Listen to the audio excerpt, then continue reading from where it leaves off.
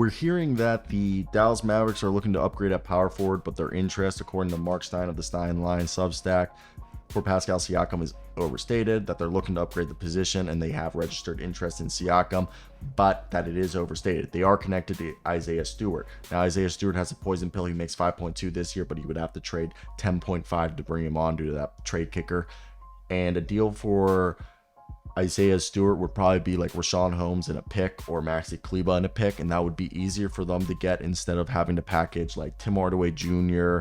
with Josh Green, Jaden Hardy, and Rashawn Holmes in a pick for Pascal Siakam. And the other thing is they could probably package Rashawn Holmes and Maxi Kleber, who Maxi Kleber he's awesome. I love Maxi Kleber, and I don't think they should trade him, but he's been injured so much.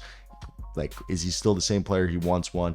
The best ability is availability, they say, and his durability has not been there. So you package Rashawn Holmes and Maxi Kleber and probably send a second-round pick for John Collins, who's a player that they've been interested in for a while. Now, obviously, I think there are things that could dictate on what they like, how that all plays out and who they'll go after. But for me, it makes a ton of sense if they go ahead and try to get a guy through the bargain bin like a John Collins or an Isaiah Stewart instead of, breaking the bank and bankrupting themselves of assets by going out and getting Pascal Siakam, which could be creating too many cooks in the kitchen because you already have Kyrie, you already have Luka Doncic.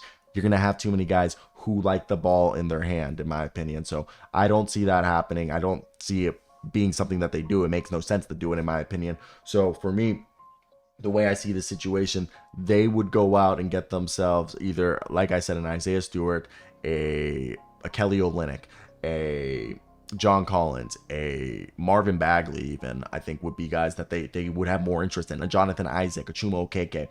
But I think Chuma's more of a wing. But you get what the point is. There are the other options that I think would fill the need, and it wouldn't cost them as much. And that's where I feel about that one. And let me hear your thoughts down below. But yeah, I think that's basically my thoughts on what the Mavs are going to do. Let me hear your thoughts and let's continue. So we got ourselves another. The Dallas Mavericks, according to Hoops Hype, link in the description, are looking great. And they got some good additions. Derrick Jones Jr. and looks like a bargain bin signing. Grant Williams, great move there. And Derek Lively looks like a steal. But Tim Hardaway Jr., who I've always been a fan of THJ, baby. But I'll admit, is the kid flawed? I mean, he's a grown man now, so I guess that would be rude of me to say. But THJ is a guy who this year averaging 17 a night, 42% from the field, 38.5% from three, baby, on 17 points a night, 3.5 rebounds, just under 2 assists. And, that's his most points since his Knicks days when he was averaging 19 a night. And look, I've always been a fan of his. He's 31 years old at this point. He's making a bunch of money.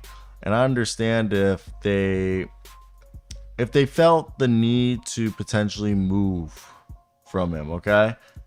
I understand if they felt like they could get somebody who would be better. Like, he's a 3-point shooting dog, okay? He can take over a game when want, and, he's a good role player. He's a below average perimeter defender, and he's kind of a guy who's, like, got tunnel vision, but $18 million. You can get a lot of players for $18 million today, ladies and gentlemen.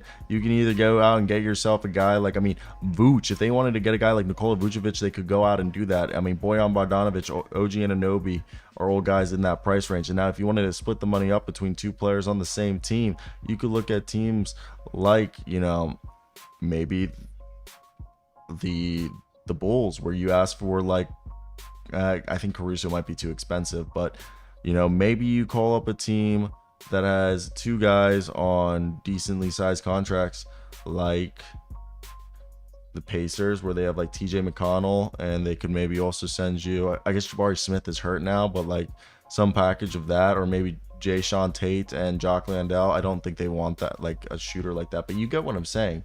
There's also a surplus of Rashawn Holmes and Maxi Kleber could become available. I think Rashawn Holmes is definitely going to get moved.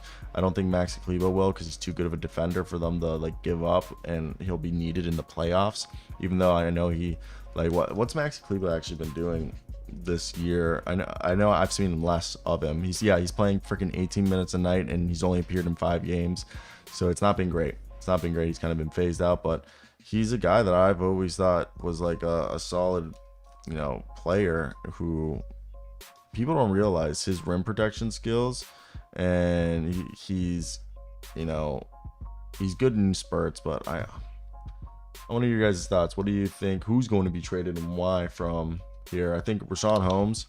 If you package Rashawn, I think Rashawn's making just about 10 with that, like $28 million. You can go out and maybe get Gordon Hayward. Okay, Gordon Hayward wouldn't be terrible. Kyle Kuzma, John Collins, Brooke Lopez. Like, maybe packaging them is more realistic. So we made a video talking about the fact that Buddy Hield demanded a trade or is working for a trade to leave the Indiana Pacers. And now everyone's going, Rick Carlisle loves Tim Hardaway Jr. And why didn't I even think about that? So let's talk about it. It makes too much sense. Let's do a trade right here. Dallas Mavericks trade for Tim Hardaway Jr. for Buddy Hield. That deal makes way too much sense for all parties involved.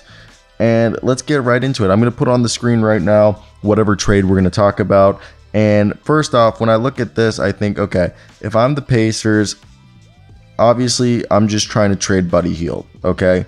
And Buddy Hield is a guy that, if we're going to be honest, has a decent bit of trade value. We talked about he's one of the best three-point shooters in the league. He's making $19.2 million. So if you're the Dallas Mavericks, 19.2 isn't that hard to match. Tim Hardaway makes 17.8. All right, and you're like, okay, but that doesn't seem like it could be enough to entice him. And I completely agree.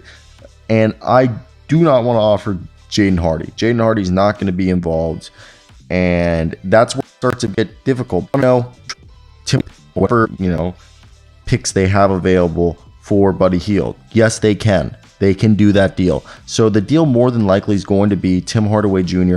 for Buddy Hield, and we're going to talk picks. And the crazy part is this deal barely actually makes the Mavericks better defensively and makes the Pacers better offensively, which is weird to think about.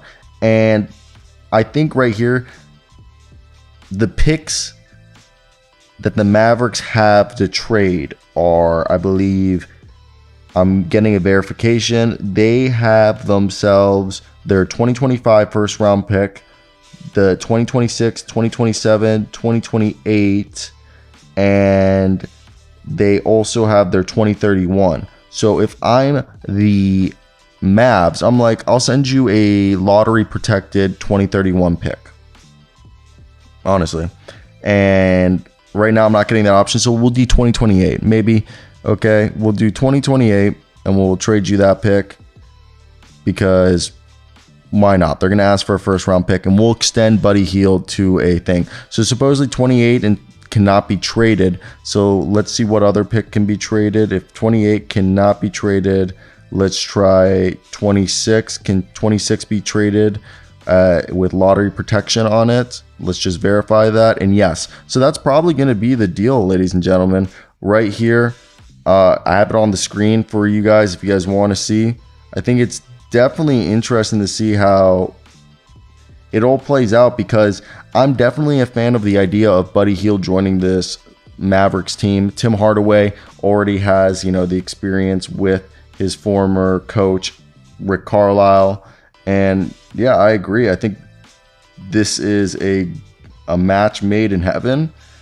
And I wonder what's going to become of it, as this is a deal that could just go on really quickly. They could do this all night. And do you think a first round pick is needed? I just think Tim Hardaway's contract, because he's on, I believe he has 2 years remaining, so it's a little bit tougher of a pill.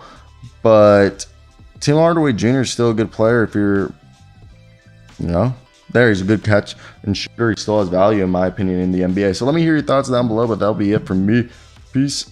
Well, let's get this to 4 minutes at least, because I feel like that'll do justice.